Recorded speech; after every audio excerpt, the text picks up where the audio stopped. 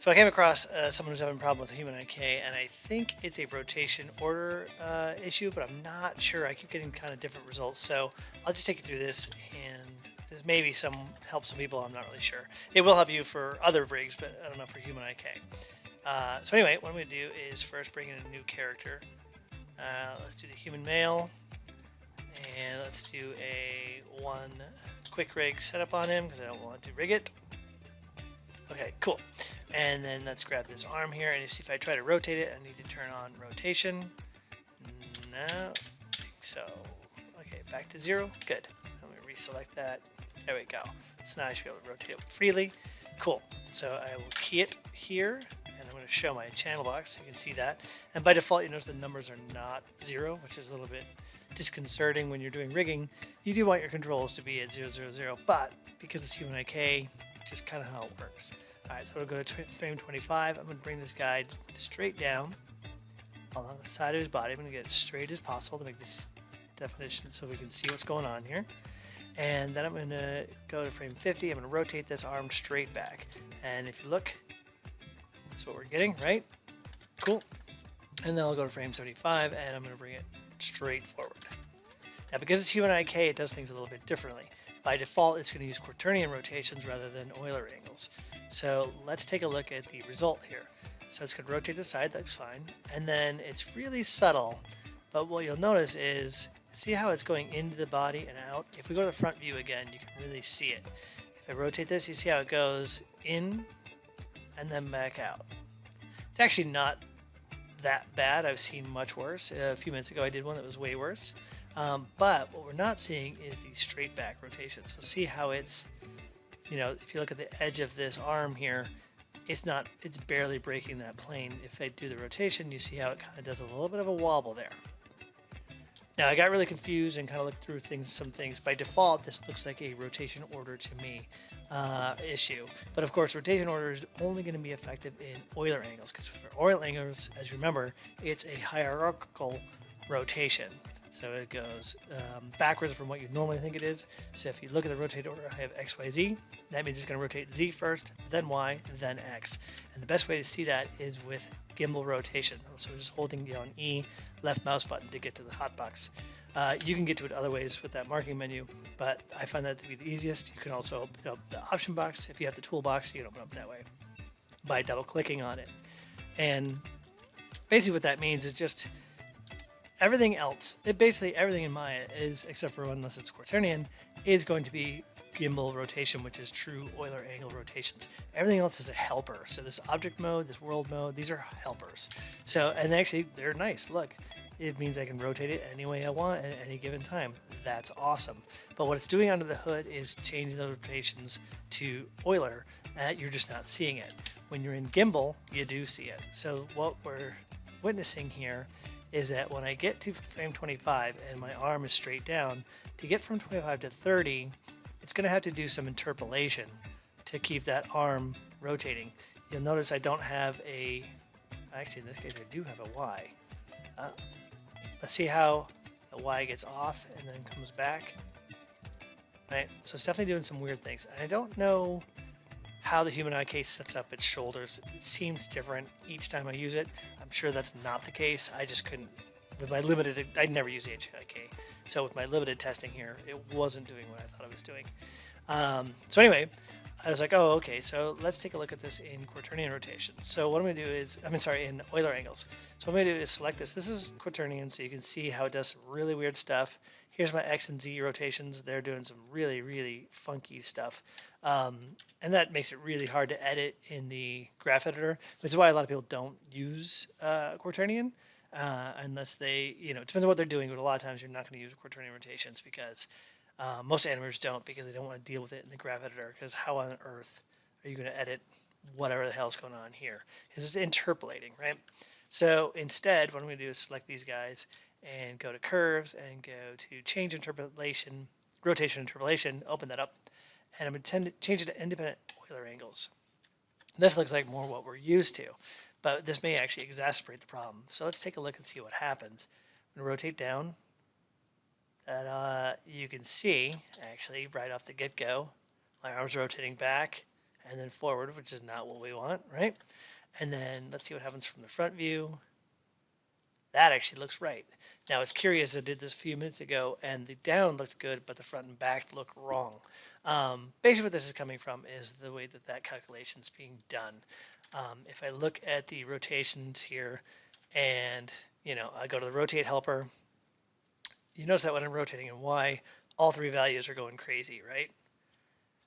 That's because if I look at my gimbal, well, it should be fine, right? So why is it doing that? I don't know. But you notice if I rotate the arm forward and then I rotate it in Y, I will run into a situation where I can no longer rotate in other directions. And that's where this helper just does what it needs to do to make sure it gets stuff done.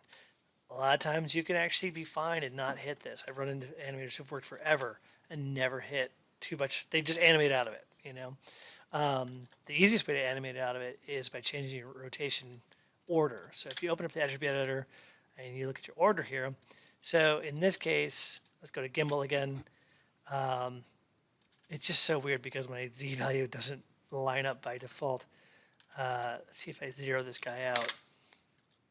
Okay, so when I'm bringing it down, I probably want my Z to go, but as you see, it's not. But if I bring it forward, my Z rotates first, then my Y, then my X. So instead of that, I actually want it to do Y first, then Z, and then X will always be last because that's rotation laterally or rotationally down the arm, like this, which is for a shoulder you're never really going to do. But in any case, let's go back to here and we'll change this from XYZ to XZY and watch what happens. So now when I rotate this, I now have a clean Y value to work with.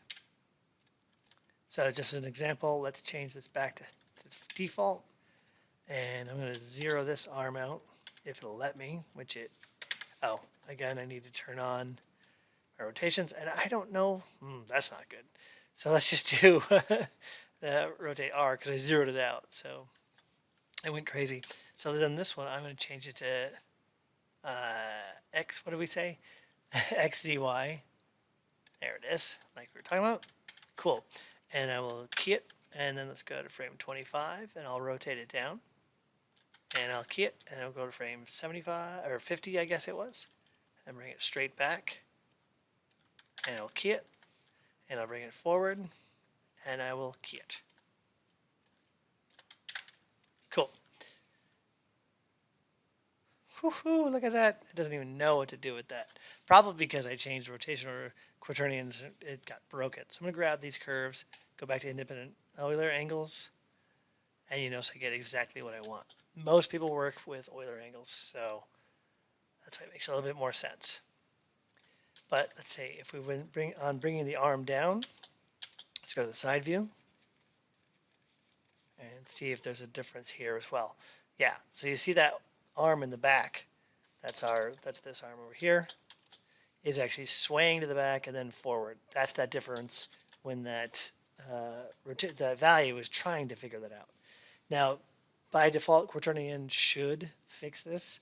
I don't know why in my first quick attempt with this, it didn't work at all. It was totally doing weird stuff.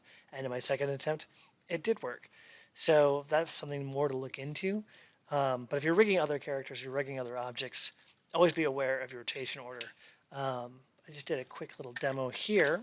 I have this jack here, and I'll create a second one and move it over. And I'm just going to do a little thing here. I'll grab this one. Oh, incidentally, you can always go to your general editor's channel control and find your rotate order. Let's grab them both and rotate order. Come on, it's got to be right. There it is. I'll move it over. And now I have direct access to it, so I don't have to open the attribute editor. And let's do a little test here. So, yeah.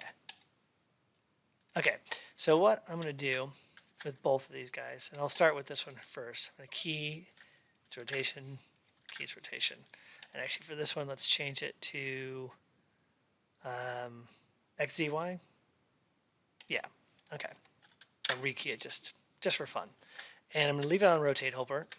I'm in the object mode. I'll go to frame 25. I'm going to turn this thing about 45 degrees, key it there, that all makes sense, right? And if you look, our channel box, rotate Y as we expected. And now I'll go frame 50. I'm going to rotate it down on its side, all like that.